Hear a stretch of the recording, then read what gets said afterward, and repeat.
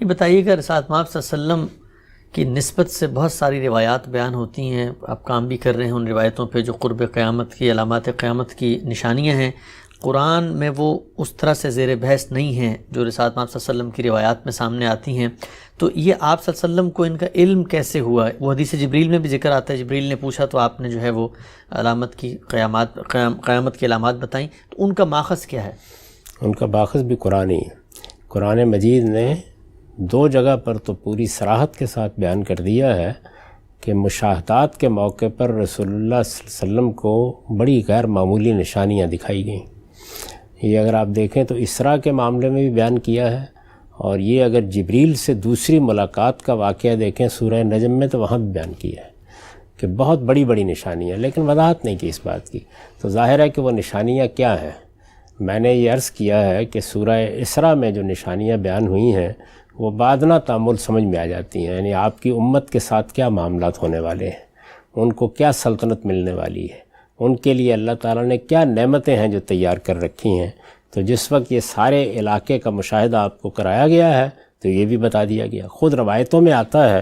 جس میں وہ الفاظ ہیں کہ زویہ لی الارض، یعنی زمین کو سمیٹ کر میرے سامنے لایا گیا اور مجھے بتایا گیا کہ تمہاری امت کی سلطنت یہاں تک پہنچے گی۔ یہ رویا ہے رسالت مآب صلی اللہ علیہ وسلم کے، اور مختلف وقتوں میں یہ رویا دکھائے گئے، انہی میں آپ کو یہ مشاہدہ بھی کرایا گیا کہ ماضی کچھ واقعات، جنت دوزخ کے واقعات، ایسے ہی آپ کے بعد کیا معاملات ہونے والے ہیں، اور اسی طرح سے قیامت کے قریب کی نشانیاں۔ بعد کی چیزیں اس لیے دکھائی جاتی ہیں کہ اللہ کے پیغمبر کو تو آخری پیغمبر کی حیثیت سے چلے جانا ہے، اس کے بعد جب ان کا ظہور ہوتا چلا جاتا ہے تو یہ ازدیاد ایمان کا باعث بنتی ہیں۔ اچھا، چنانچہ ہم صحابہ کرام میں دیکھتے ہیں کہ جس وقت اس طرح کی کوئی نشانی ظاہر ہوتی جیسے کہ حضور نے فرمایا تھا تو وہ ایک دوسرے کو بشارت دیتے۔ اسی طریقے سے تابعین، تبع تابعین کے زمانے میں بھی بعض نشانیوں کا ظہور روایتوں میں ذکر ہوا ہے، اس میں بھی ایسا ہی ہوا، کسی نے خط لکھا، کسی نے مبارک دی، کسی نے یہ کہا۔ یہی صورتحال اس وقت دیکھیے ہوئی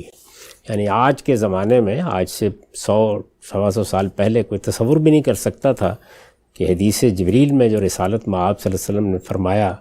اور ظاہر ہے کہ یہ بھی رویا میں آپ کو دکھایا گیا ہوگا اس سے پہلے، کہ عرب کے یہ ننگے پاؤں، ننگے بدن پھرنے والے چرواہے عمارتوں کی بلندی میں ایک دوسرے سے مقابلہ کر رہے ہیں۔ تو یہ ایک ایسا منظر ہے کہ جس کو جو شخص چاہے جب چاہے اس صحرا میں دیکھ سکتا ہے۔ وہی جزیرہ نما عرب ہمارے سامنے، یا یہ فرمایا کہ یہ غلامی جیسی چیز جو ایک سوسائٹی میں یا معاشرے میں سرایت کیے ہوئے ہے، جس پر سارا تمدن قائم ہے، ایک وقت آئے گا کہ یہ ختم ہو جائے گی، اور یہ بھی ختم ہو گئی۔ تو اس طرح یہ نشانیاں اصل میں رسول اللہ صلی اللہ علیہ وسلم کی نبوت کے معاملے میں لوگوں کے لیے ازدیاد ایمان کا باعث بنتی ہیں۔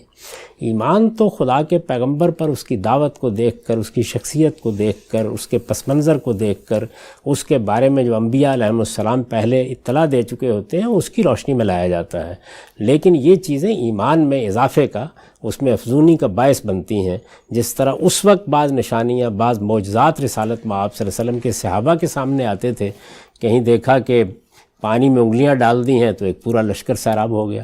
کہیں ایک دودھ کا پیالہ ہے کہ اس میں 2 گھونٹ خود پیے اور صحابہ کو دے دیا تو 70 صاحبوں کا دفتن منہ پھر گیا۔ تو یہ سب چیزیں اصل میں تقویت کا باعث بنتی ہیں پیغمبر کے حوالے سے، کیونکہ پیغمبر محض کوئی شاعر، کوئی فلسفی نہیں ہوتا، یعنی کوئی حکیم نہیں ہوتا کہ ہم محض استدلال پر کھڑے ہوتے ہیں، اس کا رابطہ اس عالم کے ساتھ ہے۔ تو اللہ کی معیت کا ظہور ہوتا رہتا ہے اس کی زندگی میں اور اس کے احوال میں بھی۔ تو یہ اس کے پہلو ہے، اس وجہ سے بہت سی چیزیں آپ کو رویا میں دکھائی گئی۔